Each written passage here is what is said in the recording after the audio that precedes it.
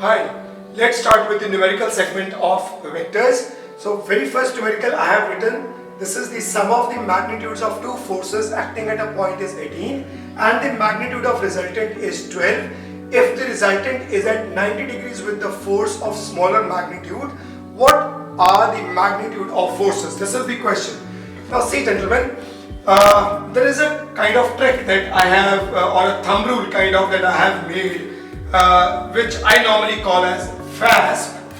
FAST for me means F for figure, A for analysis, S for select or the selection of tool, with tool I mean formula, and then it is procedure. This is a kind of thumb rule that I have made to solve a numerical, or while solving a numerical I normally use this procedure. This is the concept that I am using, means just reading a numerical, first of all I draw the figure according to the numerical. Whatever has been stated to me, I am going to draw a figure for it. Then second point I am going to do is I am going to analyze, okay, what this numerical is all about, what has been given to me, what I have to find out, how exactly I can find it out, what are the ins and outs of this numerical, what are the constraints in the numerical, what are the conditions in the numerical. This all that I normally analyze. Then is the selection of tool. If I have gone through a proper analysis, then I can select a tool. Okay, I can use this formula or I may use this formula. This is a very common procedure that normally a student is doing unknowingly even, but sometimes he gets confused what to do, what not to do, is it the right, is it going to be the right approach or not. So the moment he gets confused and on the very first edge of it, he leaves it. This is where he is wrong or he or she is wrong. Please don't leave the numerical just at the sight of it, number one, and number two, please just don't leave the numerical by trying it for once or twice, because you personally feel like, okay, this is not my part of cake and I cannot do it. But let me tell you, it's possible. It's 100% possible, but you really have to be consistent and you are supposed to invest some time over it, no matter how much. Okay, but you cannot leave it in between because quitters has got no value. So selection of tools and then there is a procedure. Now let me directly move on to this numerical. The sum of the magnitudes, we are going to enjoy it. The sum of the magnitudes of two forces acting at a point is 18. So let the two forces be F1 and F2, and sum of F1 and F2 is given to be 18.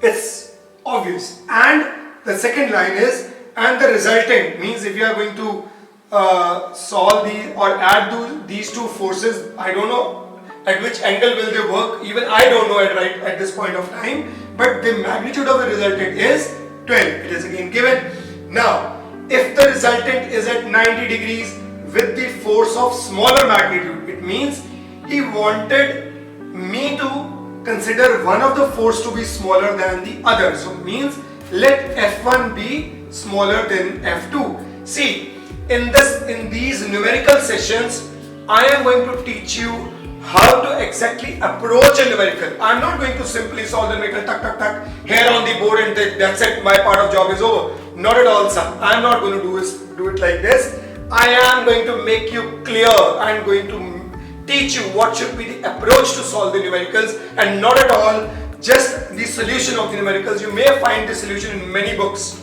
but you please, even I know that what my student is in need of, he or she is in need of the procedure to solve the numerical and not at all the solution of the numerical. So I am doing the same, which I personally feel must be taught. So it is F1 less than F2. That is very clear. Now, what are the magnitude of forces? Now this is what we have to analyze. And one another thing that they have given in the numerical is the resultant is at 90 degrees. So now it comes to the, as per my funda of solving the numericals, figure I have to draw F1 and F2 obviously has to be greater than F1. So I can draw it like this, or can draw it like this, or can draw it like this. Why? Because I don't know the angle. But there is one condition that they have given. If say I am going to draw the force like this, or say like this, so what is going to be the resultant? You very well know, from the tail of the first to the head of the next. So it means this could be the resultant. But now can you think this resultant, or are you finding that this resultant is at 90 degrees? Not at all here. How exactly the resultant to be? It should be like this. So it means somewhere back of my mind, I now have understood that I must wipe it off completely. It means back of mind, I have understood that if I'm going to draw F1 like this, the resultant, this force should be in such a way that the resultant must make an angle of 90 degrees like this. Okay, and say if F1 is x, F2 will be 18 minus x, and this will be 12. This is 12, not will be 12. This is 12 because this is given to us, right? So now what we have got? We have got a right angle triangle, buddy. So now just solve it. You have got a right angle triangle. You know the Pythagoras theorem. Directly apply it, and you are supposed to get the value of x. And this is what? This is 18 minus x square. Square of the hypotenuse is equal to 12 square plus x square. Now just simplify it, and you are going to get the value of x, right? Put it in my comment box. What is the value of x? Or you please find the value of x and write it in my comment box. I am leaving it for you. I am not going to solve it further, right? Because I know this is the strategy. This is the strategy I am going to use. I am not going to solve each numerical. Like this is the first line, second line, third line, and this is the answer. Come on, you have to do something here. So do it, solve it, and write the answer in the comment boxes. And whatever you feel as if like that you are in a position to get it or not, I'll be always there to give you the answers, right? So this numerical is done. Somehow, if you will get the value of x, obviously you have got the value of f1, and similarly get the value of f2 correspondingly. Fine. So this numerical is over. Let's move on to the next numerical.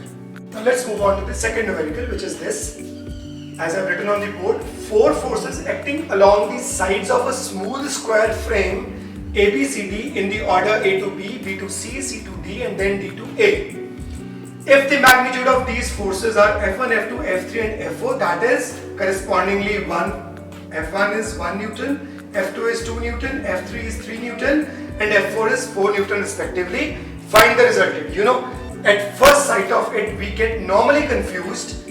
What I personally feel is, it's a bit confusing question, as if like that 4 forces are acting along the sides of a smooth square frame ABCD, means all the 4 forces will be A to B, B to C, C to D, D to A. So it is, as it is starting from the point A and coming back to point A, it means the net resultant is 0. So what is the use of this numerical? So answer would be, find the resultant. So answer must be 0. Wrong. Here we are wrong. It has said it is acting along the sides, not the sides are representing the forces. You know, because square has got the equal magnitude of all the sides, but these are not seemingly equal. It means, come on, if this is 1 Newton, this is going to be drawn as 2 Newton. So it means, let us draw it properly.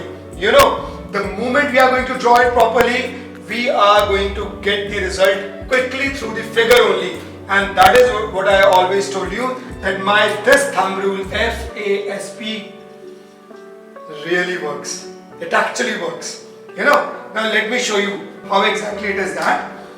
Only I am going to follow the instruction, I am going to draw the figure and see I am going to get the result. Let me do this. See, this is along the one side. Okay, just for the sake of quicker reference, I am going to draw this coordinate axis just to make it a little easy for me to draw the vectors. Okay, so this is going to be F1. Say on the scaling, I am going to draw F1. This is 1 unit.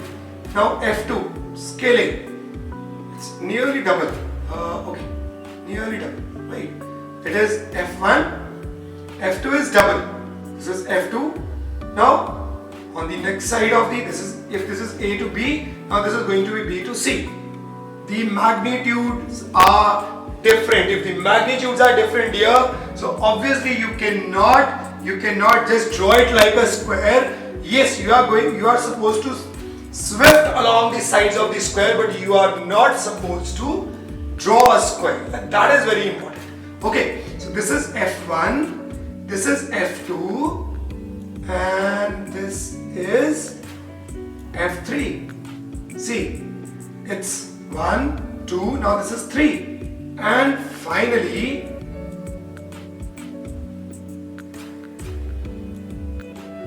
this is 4 units. So this is 1 unit, this is 2 unit, this is 3 unit, and this is 4 unit. Yes or no? Now see, I have started from this point. So can't you see, this is 2, right? This is again 2 from the figure. So this is the final resultant. Okay, I'm going to draw it with the dotted line. If we see it dimensionally, this is 1, this is 2, this is 3. So this is 1, 1. So this is 2. This is 2. And total is 4. This is 2. So how much is left? 2. So 2 and 2. And start from the tail of one to the head of the another. This is the resultant. This is the resultant. Absolutely. Yes, this is the resultant. And it means if this is 2, this is 2. What is going to be? 2 square plus 2 square under root means 4 plus 4 under root 8 under root, that is 2 under 2. That is the answer. Simple. Yes or no? That is it. So just by drawing the figure properly as per the statement of the numerical, that is F, figure, analysis, the question, whatever the question is saying, selection of tool, Pythagoras, and procedure, that is mathematics. Simple. That is what I am saying. Right? So please do these numericals, enjoy these numericals. Don't find them as if like this is a burden on you. Find them as if like they are really going to be very comfortable. Then around 3 to 4 numericals I am going to cover up in the next part.